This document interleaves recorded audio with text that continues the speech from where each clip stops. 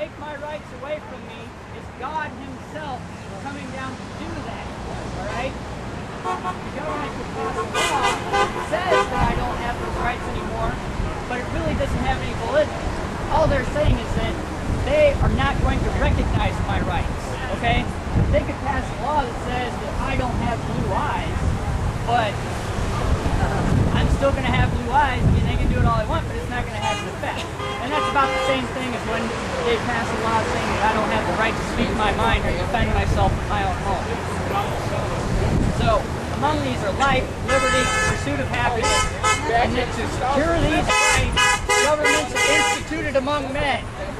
What does that mean? That means the primary role and its main purpose for being is to secure the rights of the individuals. It is not to bail out banks, it is not to buy car companies, and it's not to tell us what light bulbs. They're there to secure our rights. When you start to see the government for that, and for what its real purpose is, you start to understand real quickly why the government that we have currently is so out of control. So, these governments are instituted among men to secure these rights, and they are deriving their just powers from the consent of the governed. What does that mean? It means that we have the power, we give it to the government, and we dictate to them what we want. They don't dictate to us what happens. The founders were very, very clear about this, that we needed them to do certain things to secure our individual rights, so we lent them a certain amount of power. But at any point, they misused or abused that power. We had the right to take it back whenever we wanted.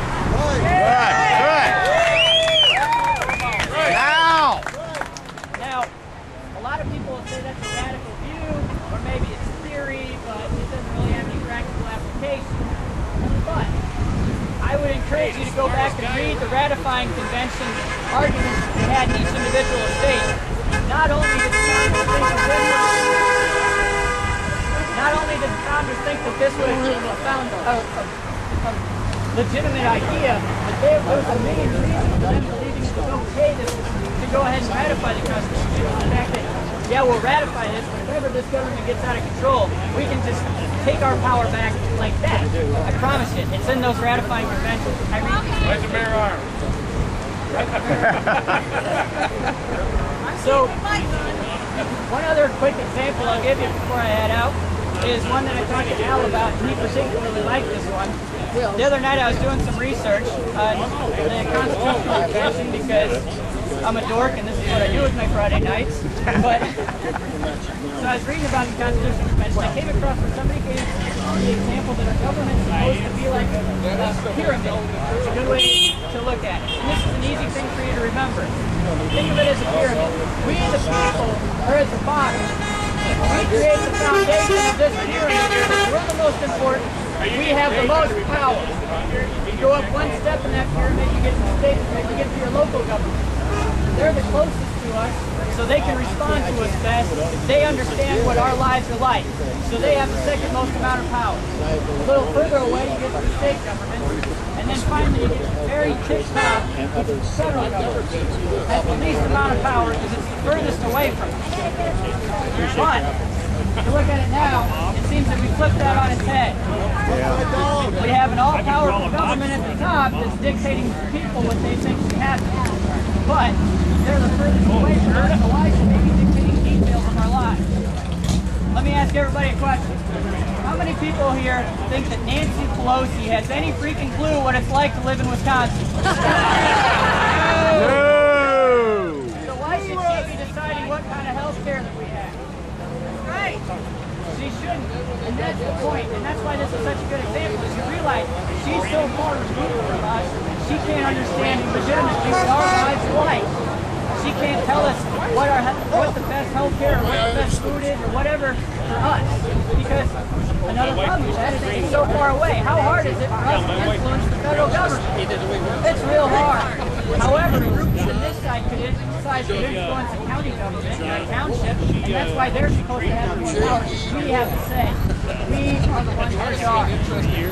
So those are two examples that you can use going back. Remember, government should look like a pyramid. That's a real easy way to remember how to describe our government when you get into a conversation with somebody. Also, if you want to start explaining a foundation of what our government's supposed to look like, go back to that one phrase. We hold these truths in self-government, etc. You all already have it memorized. I saw you really good. So if you remember those two things, you can give somebody in 5 minutes a great foundation of what our country is supposed to look like.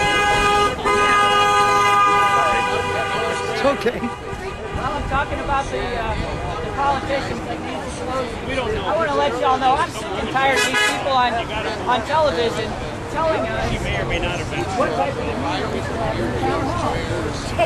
Right. Yeah. I'm all about being respectful. We need to be reasonable and remember that we're trying to convince the independents, people who aren't engaged right now. We need to stay reasonable and stay rational. But there's nothing wrong with getting in a congressman's face and telling him exactly where he stands. That's right. These people don't understand, these people on television, that we were frustrated, so we tried to express ourselves at the ballot box. No matter who we elected, we got the same crap. So we got angrier. We started calling their offices. And we were treated rudely. We were told we didn't know what we were talking about. And if we were so lucky, we got a nice storm letter thanking us for talking to our congressman. So that didn't work. So we got angry, we got in their face, and we started going to the town halls and telling them exactly where they stand. Well, now we've got their attention, didn't we? What did they expect from us when we ignored it for decades? Yeah, of course we got a little angry. The only thing that surprises me is that they didn't see it coming. Now, the point of all that is, you have their attention. I guarantee you, they're listening to us based on what's happening in these town halls and how they're avoiding them, and they're trying to do telephone town halls. We have their attention. What does that prove? That proves that we, the people, can't affect this federal government. We just have to continue to have some faith and stick with it until we get this country back to its constitutional principles. Right?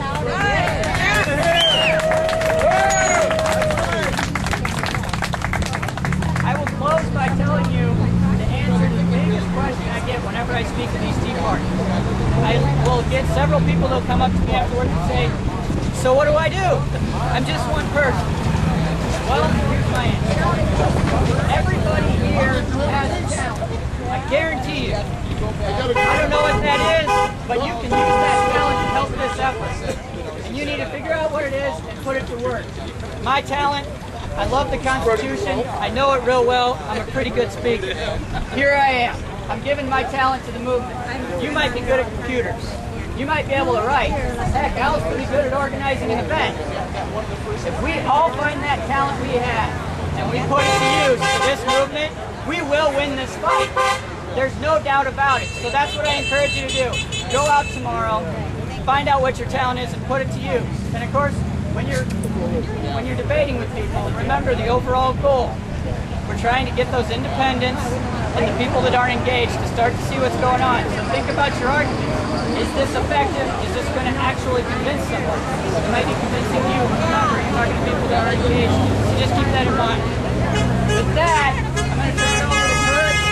His name's Kurt Collenbach.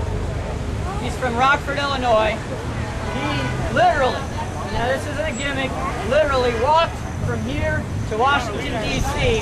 as a way of drawing attention to what's going on out there. So he's here from Rockford to tell us about his journey from walking, what is 888 miles?